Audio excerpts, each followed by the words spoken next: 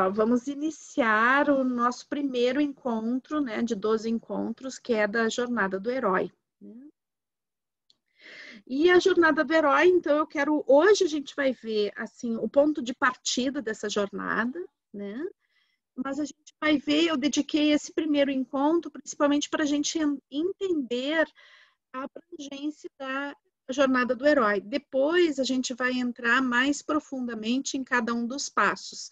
Mas a gente vai ver, né, como a gente tem, são 12 passos da Jornada do Herói, e são 12 encontros.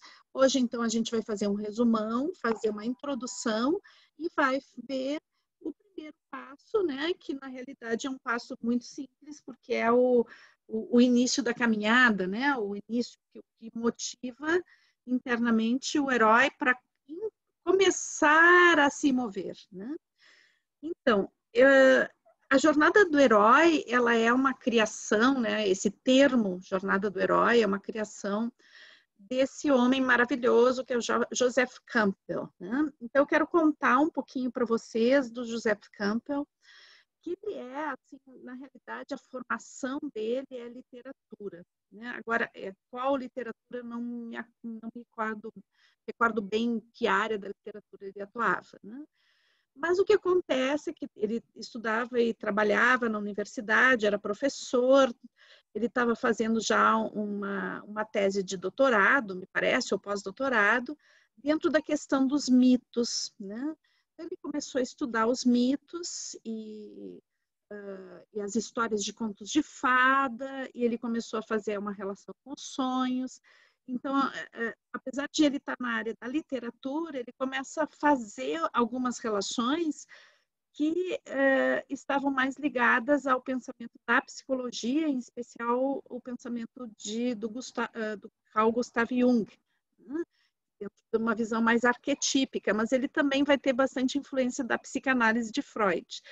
Então, ele começa a fazer esses estudos e dentro, os orientadores dele, naquela época, começam a bloquear o estudo dele, dizendo que não era por aquela linha que ele tinha que seguir, porque não era possível, porque aquilo não era dentro da literatura, estava derivando para uma coisa da psicologia, que ele não podia, porque não era o foco. E daí, né, corajosamente, ele rompe com a universidade, né, e entra num caminho de autodidata.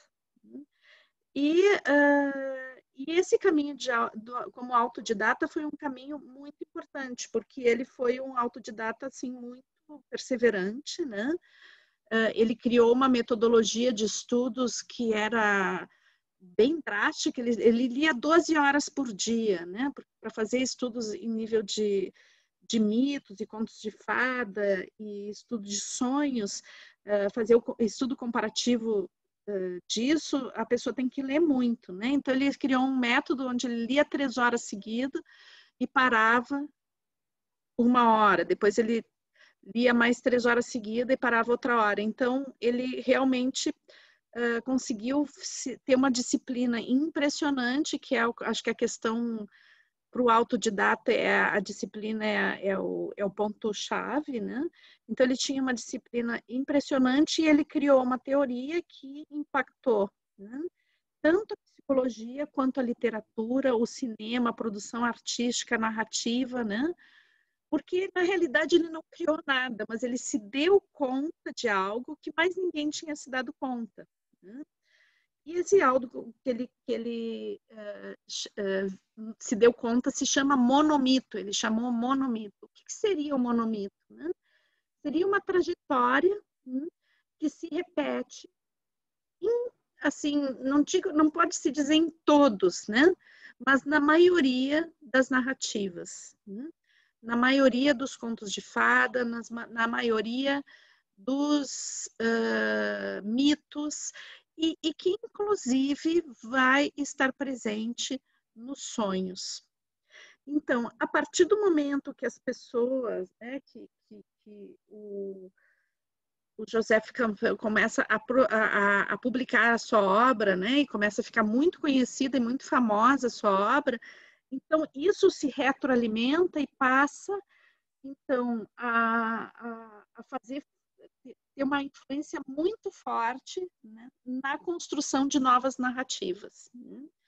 Então, essa construção de novas narrativas, ela vem, né, com base numa história, né, que é a história que o Campbell se deu conta, que é uma história que se repete eternamente, né? Muda os personagens, muda a situação, muda o local, mas a história em si, ou seja, os passos arquetípicos dessa história, são sempre os mesmos, com variações. Às vezes elas vai se apresentar com 8 passos, com 12 passos, com 17 passos.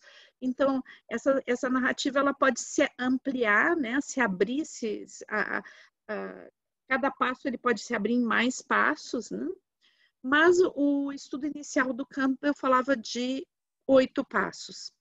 Depois, com assim, aprofundamento do estudo e principalmente de elaboração maior com outros autores e também essa apropriação que houve especialmente do cinema também dessas narrativas, né? Então, se construiu esse caminho com 12, né? E 12 também é um símbolo arquetípico importante, o número 12, né? Então, a gente tem os 12 meses do ano, os 12 signos do zodíaco, os 12 apóstolos, né? E assim vai, tem muito 12 por aí, então ele é o símbolo do 12, né? Ele é o 3 sobre o 4, né? Então ele tem um significado arquetípico bem importante, né? E tem esse significado circular. Então, aqui a gente tem um Ouroboros, né? Que é essa cobra, o dragão que morde o próprio rabo, que é um símbolo da alquimia, né? E que, na realidade, ele faz exatamente o processo do herói, né? Que é sair de um lugar, passar por um processo de transformação e voltar para o lugar de onde saiu. Então, essa também é a história da existência, nossa existência, né? E da existência de todos os seres vivos, né? Que vêm, que nascem, né? De uma não existência, que vão, né? Percorrer um caminho de vida e que vão voltar para essa aparente não existência, para esse mundo misterioso que a gente não sabe muito bem de onde a gente veio e nem para onde a gente vai, né? Então, se somos pó de estrelas, esse pó de estrelas se torna homem ou mulher e volta a ser pó de estrelas. Eu gosto muito da imagem, né? Também do oceano, né? Então, que cada um de nós é como uma gotinha que salta do oceano, né? Que faz uma trajetória no mar agitado, né? Salta uma gota, faz uma trajetória, sobe, vai até lá em cima e volta, cai no oceano e se funde de novo, né? Então, que cada gotinha é uma parte do oceano, dentro da gota está o oceano, né? Dentro do oceano estão todas as gotas. Então, essa também é uma metáfora boa para o inconsciente coletivo, né? Para entender o que é o inconsciente coletivo. Então, o caminho do herói, então, ele tem esse caminho circular, né? Esse caminho onde o herói ele sai de um ponto e volta ao mesmo ponto de saída, só que ele volta transformado, né? Então, na realidade, a gente está falando aqui de um processo iniciático, né? Porque ele sai de um ponto, né? De um mundo comum, de um mundo onde as coisas são de uma determinada forma, da forma que ele conheceu, né? E ele é chamado por algum motivo para um mundo desconhecido. Né? E esse chamado, ele se dá por alguma coisa que pode acontecer fora ou dentro dele, né? Mas o fato é que o herói, nesse mundo comum, ele já tem alguma coisa que incomoda ele, né? Então, uma ansiedade, uma dúvida, uma insatisfação, alguma coisa antes mesmo do chamado, tem uma coisa assim que não se encaixa na cotidianidade, né? Ele não é um ser completamente adaptado. Ele não está completamente feliz. Às vezes nem ele sabe que ele não está muito completamente feliz, mas na realidade ele já é uma pessoa um pouco mal acomodada dentro da estrutura do mundo comum, né? E daí surge uma situação onde ele se sente chamado a fazer uma aventura. E daí ele vai fazer esse percurso, né? Inicialmente vai ter um pouco de medo, daí ele vai encontrar uma pessoa que vai estimular ele, daí ele vai entrar nesse mundo desconhecido, vai ter um monte de desafios, né? Vai encontrar o que ele estava buscando, e daí ele vai voltar, né? E quando ele volta já transformado, né? Para um novo patamar. Né? E isso pode acontecer diversas vezes na vida da gente, né? O próprio ato de nascer, né? Significa o caminho do herói. A nossa existência é um caminho do herói, né? Onde, de algum momento, a gente tinha que nascer, e a gente nasceu, né? Então, a gente saiu daquele mundo cômodo que a gente já conhecia, que nos protegia, esse abraço materno, né? E se jogou na vida, né? Ou foi jogado, né? E daí, bom, a gente, mesmo sem querer, a gente já está numa grande aventura do herói, que é a aventura da existência. Mas isso a gente vai entender melhor ao longo de todo o processo. Então, o caminho do herói, ele segue um princípio de correspondência. O que significa isso, né? Ele segue um caminho onde o mistério, né? Ele está relacionado, ele é como um espelho da cotidianidade. Então, o que está no mundo da consciência, ele tem um correspondente no mundo do inconsciente, né? O que está no mundo físico tem um correspondente no mundo metafísico. E então o mundo conhecido e o mundo desconhecido, eles são como reflexos, né? Então isso é uma base bem importante dentro da própria alquimia e dentro, por exemplo, do que o Hermes Trismegisto vai falar dentro da tábua esmeralda, né? Que é tudo que está em cima está embaixo. Né? Então, o herói, ele sai do mundo do mundo conhecido, né? Então tem vários passos que ainda estão no mundo conhecido, ele atravessa uma fronteira, vai ao desconhecido, e é isso que ele tem medo, né? Inicialmente. Então ele entra no desconhecido e ele sofre uma transformação nesse mundo desconhecido. E daí ele volta para o mundo conhecido já transformado, ele já não é o mesmo que saiu. E a gente pode dizer que tem 3 fases, então, o monomito, né? É a fase de partida, que tem vários passos, a gente vai ver agora. A fase de iniciação, né? Então, que é a fase onde o herói toma contato com o seu potencial e resolve o mistério, né? Encontra o que ele estava buscando. E depois a fase de retorno. Aqui eu dividi exatamente certinho, né, em 3, mas ele não é dividido assim exatamente, tá? Eu só não consegui um círculo que eu pudesse dividir melhor exatamente como é, tá? Então tem algumas fases que são maiores que as outras, então ele não é tão perfeitamente dividido como esse aqui, tá? Mas eu trouxe isso assim como para exemplificar que são 3 fases, tá? Então, o caminho do herói é uma viagem iniciática. O que significa isso, né? Então, para a gente ter autoconhecimento, para a gente saber quem a gente tem que se arriscar no mistério. Os povos antigos, eles faziam isso quase que propositalmente, através de rituais, né? Que empurravam as pessoas a entrar em contato com o mistério através de desafios. Então, muitas vezes o ritual ele servia como um processo de colocar as pessoas em contato com esse grande mistério. Aliás, o ritual, né, é a vivência do mito, né? Então, se a gente tem o mito do herói, o ritual, né, a ritualização, ela faz a vivência do mito e faz com que a pessoa tome contato com seu potencial, né? Então, a gente vai ter especialmente, né, marcadamente, a gente vai ter um ritual iniciático muito importante dentro da passagem do mundo infantil para o mundo adulto, né?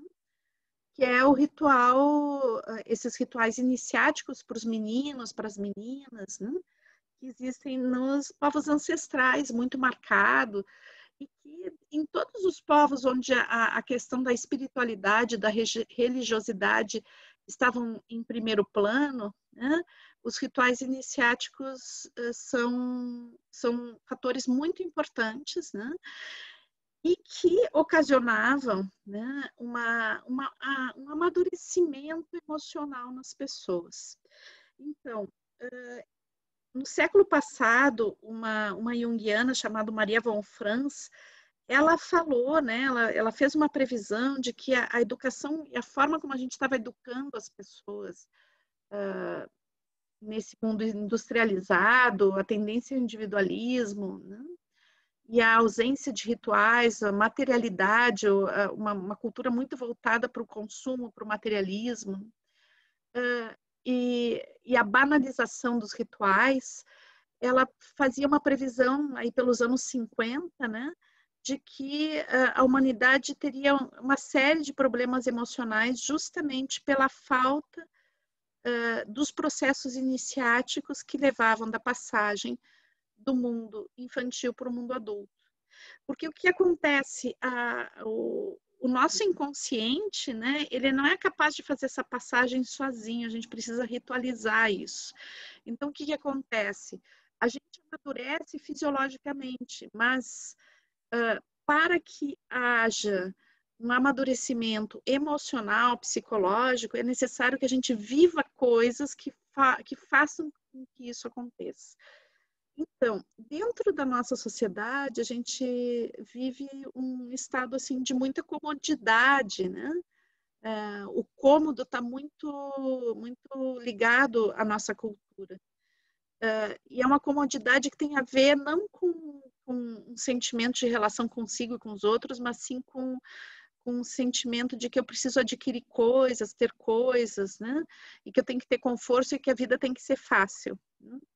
Então, o que acontece é que nesse conforto a gente às vezes esquece, né, de que a gente tem que ir para o mundo e fazer a viagem da nossa existência. Então, tem pessoas que vão postergando essa viagem da existência, né?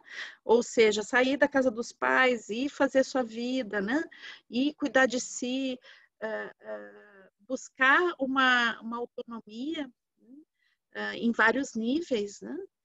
E o que acontece é que a gente vai ter, então, um grande número de pessoas que permanece dentro de uma espécie de útero gigante, né?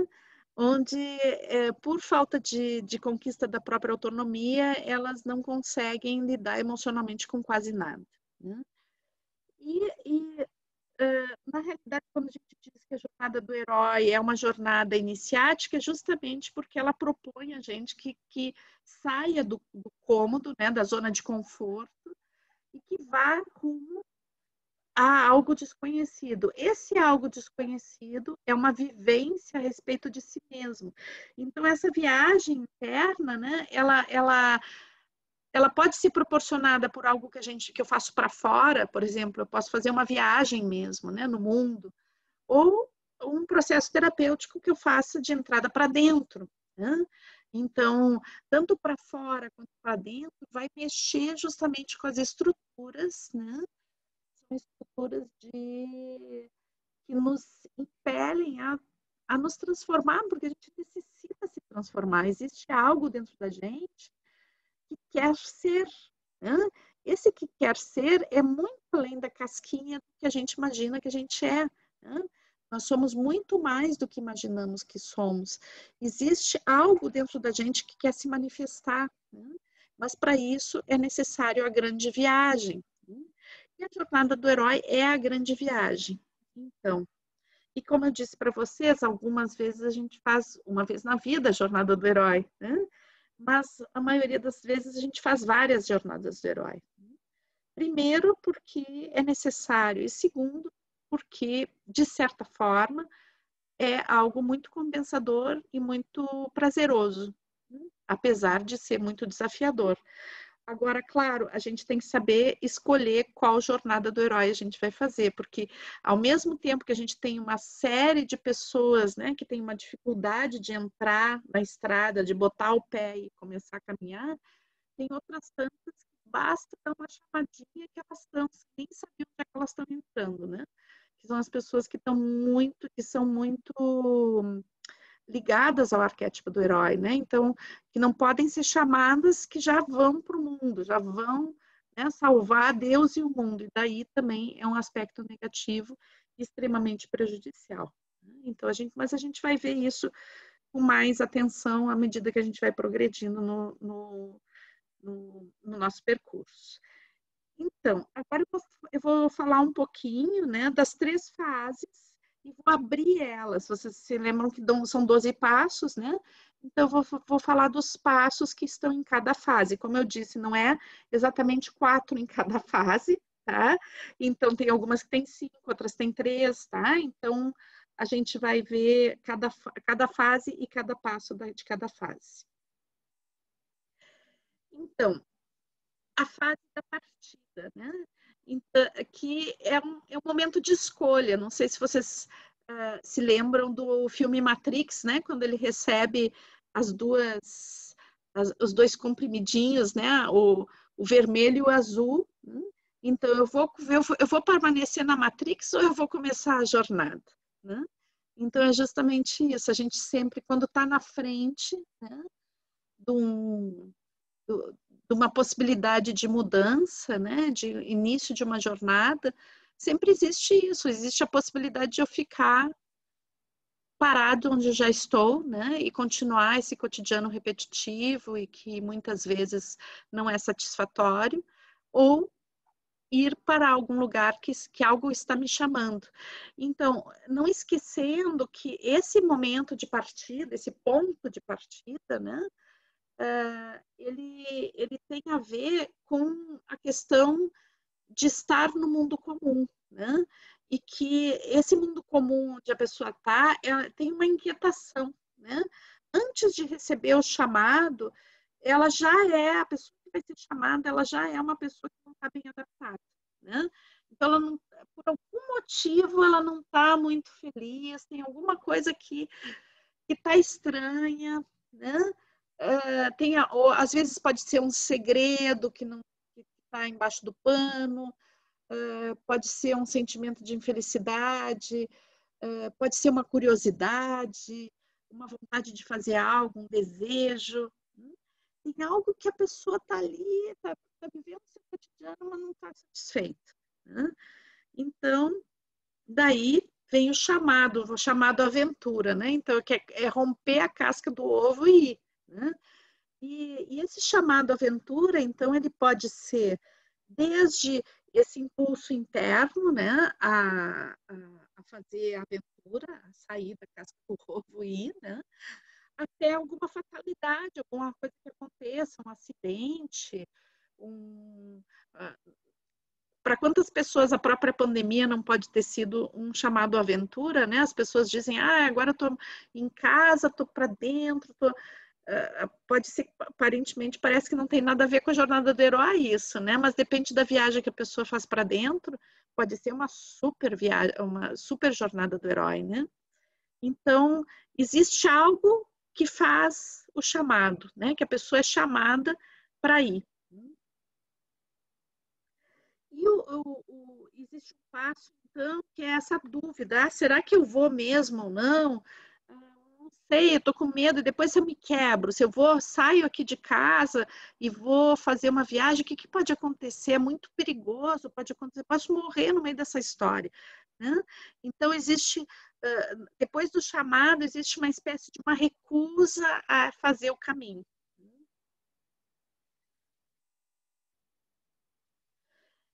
Daí que surge, né, dentro dessa jornada, que é uma jornada arquetípica, né, quando surge essa emoção do medo, então surge o mentor, né, que é aquele ser que pode ser representado por um velho sábio, pode ser alguma coisa que a gente lê, nossa, essa pessoa aqui, né, disse algo que é importante, me estimulou, né? E nos contos de fada, pode ser um animal, pode ser uma estrela, né? Então, algo, né, que simboliza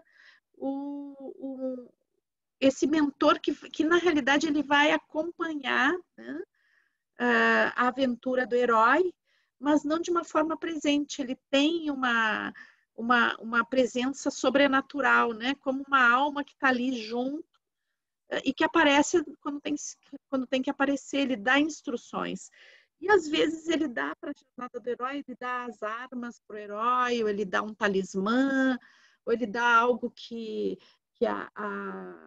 faz com que o herói lembre quem ele é, ou que ele possa fazer uma pergunta, né? Então ele dá um objeto mágico para que o herói faça a sua caminhada. E daí, nisso, ele dá o impulso para que o herói vá mesmo, né? A partir do momento que ele encontra o mentor, ele toma a coragem de ir. Então, isso traz, assim, bem importante o quanto dentro dos processos que a gente tem, os processos terapêuticos, é muito importante a gente ter alguém nos acompanhando, né? Esse processo de troca com alguém é muito importante, né? Então, aqui no grupo a gente faz essa troca, a pessoa faz um processo terapêutico, ela tem um professor, ou ela tem um amigo, né? Que significa essa pessoa que eu sinto assim, ela não está o tempo todo presente, mas ela, de certa forma, ela está presente, né? Dando uma orientação, uma inspiração, dando segurança, dizendo, olha, tu pode, tu vai consegue. A pessoa que não está adulando, mas ela está confiando no herói. E daí, então, está pronto para fazer a transição, né? Ele vai sair daquele mundo conhecido e ir para o mundo desconhecido. Vocês se lembram do círculo, né? Ele sai do mundo da consciência e começa a entrar num mundo que é mágico, num mundo que não obedece às regras da cotidianidade, né? Então, altera espaço, altera tempo, os seres presentes ali podem ser seres mágicos, né? Seres que estão em um outro mundo, é o mundo da inconsciência, é o mundo do inconsciente coletivo, é o mundo dos arquétipos, né? É o mundo onde tudo pode acontecer, que o mágico pode acontecer, né? E esse mundo, em geral, ele corresponde ao mundo interno da pessoa, né? Então, os monstros, as coisas sedutoras que vão ser encontradas, tem a ver com os personagens internos de cada pessoa. Então, começa essa segunda fase, né, que se chama fase da iniciação, que é realmente onde ele vai aprofundar a viagem e vai mergulhar. Então, o primeiro passo, quando ele vai para esse mundo desconhecido, é ter muitas provas, né? Essas provas podem ser lutas, podem ser tentações também, seduções. Então, a gente vai ver uma série de histórias onde não existe um confronto exato, mas algo que vai lá e seduz, tenta boicotar, né? Então, nisso existe todo um processo que o herói passa de aprender a selecionar o que serve para ele, o que não serve, de ele conseguir perceber a intenção, né? Quando a intenção é de ajudar, né? Ou a intenção é de destruir, de competir.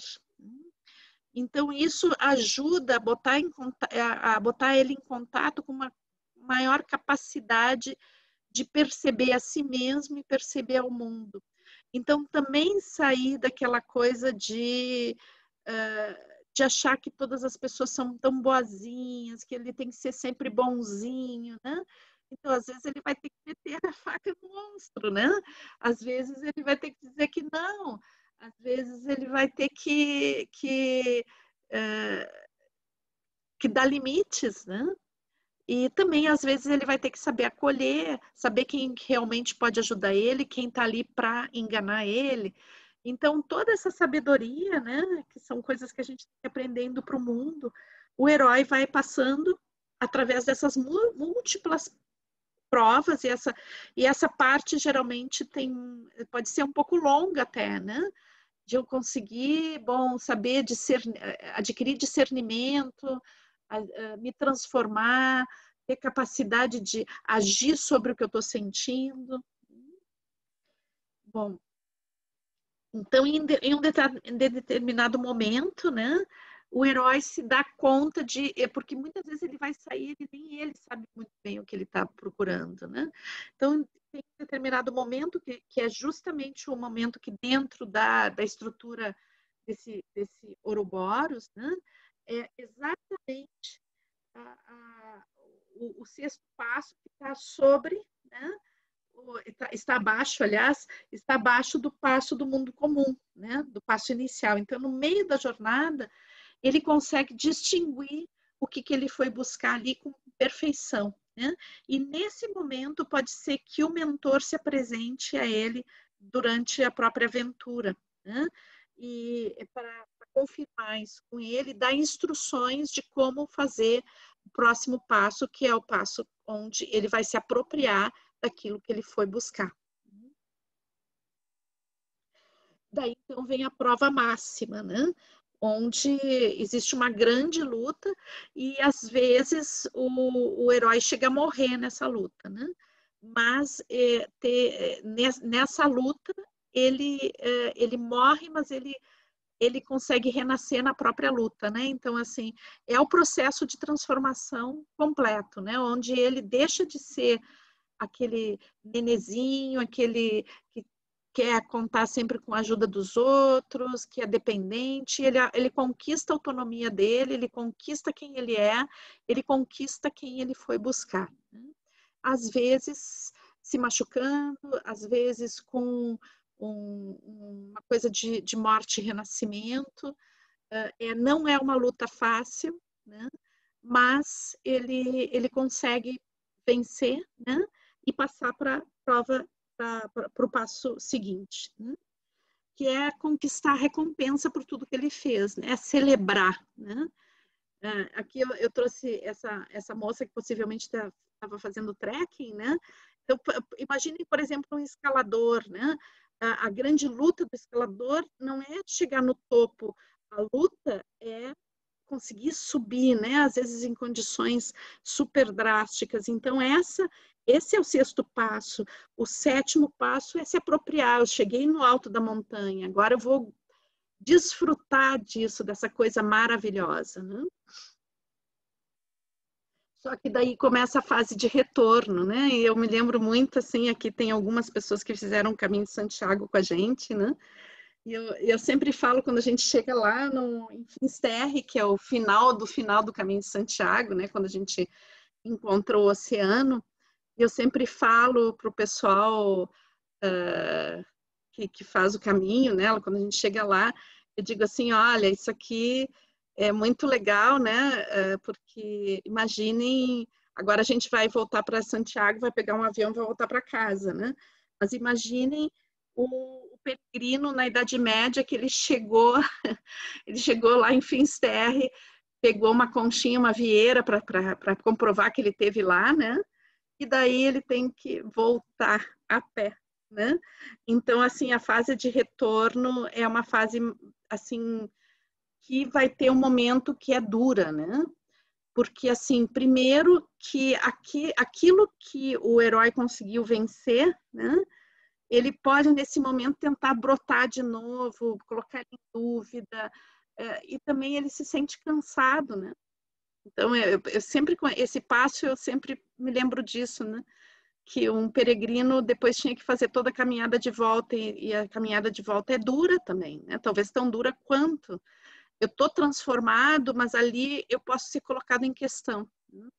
Então, pode ser um momento de cansaço, de hesitação, e onde essas figuras, né, onde eu peguei esse tesouro, que é o tesouro da minha própria identidade, essas figuras que vêm, que são figuras internas, que podem questionar a minha dignidade, que podem questionar a minha capacidade, elas podem ser vislumbradas e tentar passear de novo. Né? Então, esse momento também é um momento onde podem aparecer alguns fantasmas de novo. Mas o nosso herói, ele consegue realmente driblar isso, né? E assumir a transformação, né? O renascimento. E nesse momento, ele tem um grande encontro, que pode ser um encontro que ele faz consigo mesmo, né? Ou com um encontro com uma pessoa muito significativa, onde talvez uma pessoa onde ele se sentisse antes inferior frente a essa pessoa, agora ele pode se colocar igual para igual, né? Porque ele está transformado, ele está iluminado, ele está com a sua potência, né? E daí, transformado, ele retorna para casa, né? E a grande questão do retorno do herói, né, e que às vezes é um pouco frustrante, né? Porque o herói, ele faz todo um processo, né? Só que quando ele volta para casa, a casa não fez todo esse processo. A casa continua a mesma, as pessoas continuam as mesmas. Então, às vezes, o tamanho que o herói está já não, já não dá para a casa onde ele vivia, né? E daí, bom, às vezes é necessário até uma outra jornada do herói, né? Para reacomodar todas as coisas que são transformadas, né? E que essa pessoa que vem com toda a sua potência possa transformar a sua realidade, né? E também tocar os outros com essa transformação. Às vezes o mundo que a pessoa já vivia permite isso, está aberto a isso, às vezes não. E daí, como diz o conto do Patinho Feio, né? Daí a gente tem que buscar a nossa turma, né? Nem sempre o mundo de partida ele tem uma receptividade suficiente para suportar o herói. E às vezes isso vai ocasionar outro caminho do herói, onde eu vou buscar um novo lugar para estar. Bom, então vamos ver agora um pouquinho, né, o nosso ponto de partida para essa aventura que a gente vai fazer em 12 encontros, agora que a gente já viu todo o caminho, né? Então, o nosso encontro hoje é o ponto de partida, né?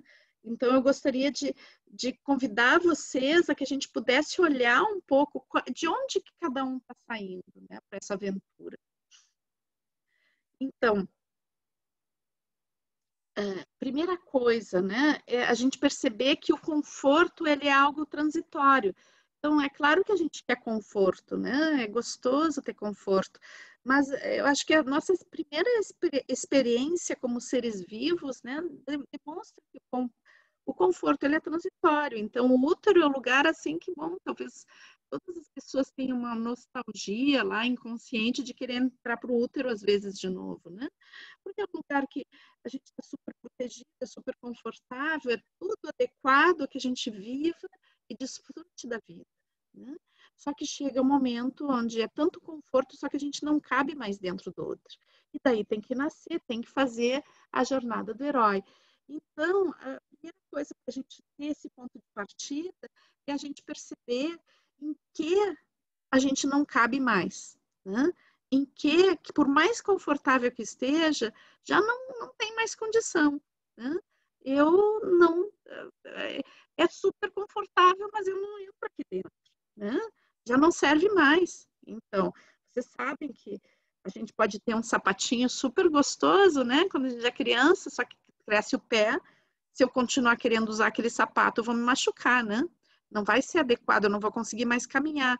Então, é necessário, né, que a gente saia desse útero materno, né, que pode significar para o bebê, era o próprio útero materno, né, mas que para a gente são as situações de conforto, né, essas situações que são, a gente chama comumente de zonas de conforto, né, e que às vezes, para não ver algo, para não mudar algo, eu vou me submetendo a uma zona de conforto, onde cada vez existe mais inquietude, mais insatisfação, mas eu não olho, eu não olho, eu não olho, né?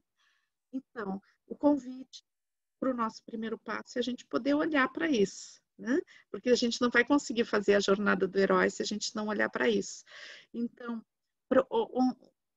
o que qual é o útero que eu já não, que já não pode mais me receber, o que está me chamando para nascer, né? E daí, então, né, eu perceber que na realidade não é o que eu estou pronta para nascer, então não se trata de fazer um nascimento prematuro, tá? Então tem coisas que a gente ainda tem que desfrutar e tá protegido e porque está crescendo, né? Eu estou cuidando do crescimento de algumas coisas dentro de mim, mas tem outras que já estão prontas e têm que nascer, né? Então, assim, e perceber a inquietação, né?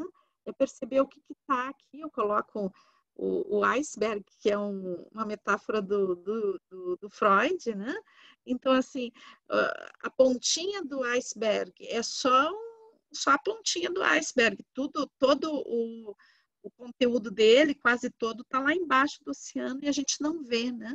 Às vezes a gente vê assim um iceberg imenso. Eu já tive a chance de navegar com os icebergs na Patagônia, né? Então, assim, são imensos e a gente não consegue nem imaginar que aquilo é só a pontinha dele, né? Então, o que eu peço para vocês olharem com muita sinceridade, a gente vai depois ter uma vivência sobre isso, né? E a gente poder olhar assim e ver assim, bom, o que está abaixo, né? O mundo, entre aspas, normal, comum, né? Ele é a pontinha desse iceberg, mas o que está abaixo, do que está abaixo tem que ser ainda cuidado e acomodado, né? O que está sendo gestado e o que já está pronto para nascer, né? E daí a gente poder fazer a mochilinha e começar a nossa caminhada.